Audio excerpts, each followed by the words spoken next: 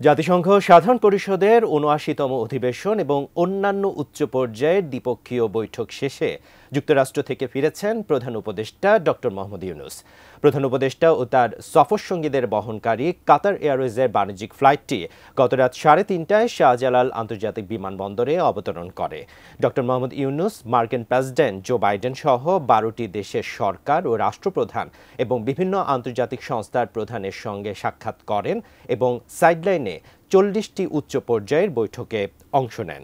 সফরকালে প্রধান উপদেষ্টার ব্যাপক কর্মতৎপরতা বাংলাদেশের সঙ্গে আন্তর্জাতিক বিশ্বের অর্থনৈতিক ও কূটনৈতিক সম্পর্ক এবং অংশীদারিত্ব এগিয়ে নেওয়ার ক্ষেত্রে বিরাট অবদান রাখবে বলে আশা করা হচ্ছে।